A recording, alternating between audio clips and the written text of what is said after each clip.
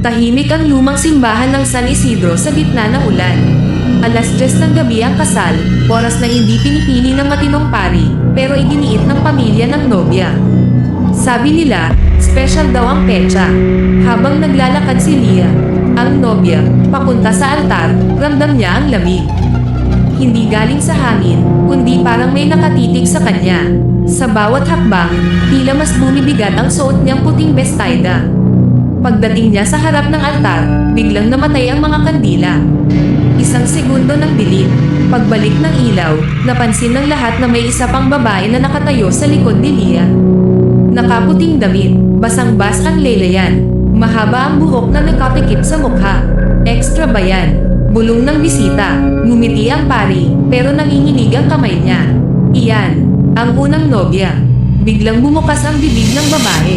Walang tunog, walang sigaw, pero sabay-sabay napahawak sa tenga ang mga tao, parang may sumisigaw sa loob ng ulo nila. Sa salamin sa gilid ng simbahan, hindi si Lia ang refleksyon ng nobya. Iba ang mukha, sunog, walang mata, at duguan ang ngiti. Bumagsak si Lia sa sahig. Doon na nagsimula ang kaguluhan. Isa-isang nagsisigawan ang mga bisita nang makita nilang nadinagdagan ang mga anino sa simbahan, mga babaeng nakabestida, lahat puti, lahat basag ang leeg, may lubag, may paso, may saksak. Lumapit ang multo sa lalaking ikakasal. Hinawakan niya ang kamay nito, at mamulong, sa akin ka muna. Kinabukasan, natagpuan ang simbahan na walang bakas ng kasal. Walang bisita, walang pari, walang nobya, pero may isang bagong larawan sa altar. Isang group photo ng mga nobya. At sa gitna, isang lalaking nakangiti, nakaputing barong, wala ng mata. Kinabukasan, alas 6 ng umaga, dumating ang mga tanod sa simbahan ng San Isidro matapos may magsumbong na bukas ang pinto buong magdamag. Tahimik, hindi yung tahimik na mapayapa, kundi yung tahimik na parang may naghintay. Baspa ang sahig sa loob, kahit wala namang ulan noong madaling araw. May bakas ng mga yapa, paa ng babae, papunta sa altar.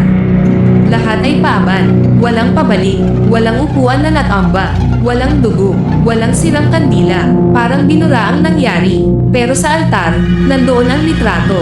Hindi ito naroon kahapon. Isang lumang frame, parang galing sa lumang bahay. Sa loob, isang group photo, itong babae na nakabestida, lahat mapatla ang mukha, parang kinuha sa magkakaibang panahon. Iba-iba ang disenyo ng damit, may luma, may bago. At sa gitna, ang lalaking nakaputing barong. Ngumiti siya, walang mata. Hindi ito ang unang kasal sa alas 10 ng gabi sa San Isidro. Ayon sa lumang tala ng parokya, na matagal nang gustong ipasara ng simbahan, 7 beses nang may ikinakasal sa eksaktong petsa at oras na iyon, tuwing ika-13 ng buwan, tuwing may malakas na ulan. Lahat ng nobya, hindi na nakita. Ang lalaking ikinakasal, palaging pareho ang pangalan. Iba-iba ang apelyido, iba-iba ang mukha, pero pareho ang pangalan. Noong 1947, unang ikinasal ang lalaking iyon.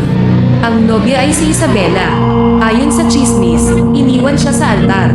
Pinatay ang ilaw ng simbahan, at nang bumalik ang mga kandila, wala na ang lalaki. Si Isabela ay natagpo ang patay kinabukasan, nakabitin sa kampanaryo, suot pa rin ang bestida.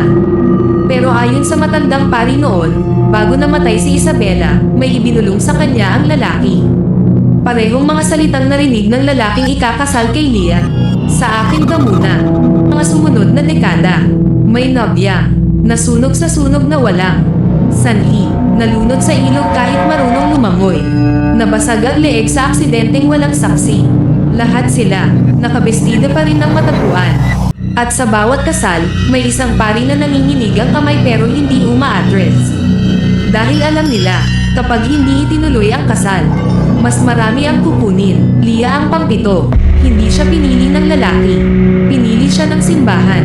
Nang bumagsak si Lia sa sahig at nagsimula ang kaguluhan, may napansin ang isang bisita bago siya mawalan ng malay. Ang mga anino sa dingding. Hindi gumagalaw kasabay ng mga tao. Sila ay palapit, at sa gitna ng kabuluhan, nakita ng isang sakristan ang lalaking ikinakasal, nakaluhod sa harap ng altar, hawak ang kamay ng multo, nakangiti. Hindi takot, parang umuwi. Isang linggo matapos ang insidente, may isang babae ang bumalik sa simbahan. Hindi siya bisita, hindi siya pari, siya ang ina ng lalaking ikinakasal. Tahimik siyang lumapit sa altar, tumingin sa litrato, at mamulong.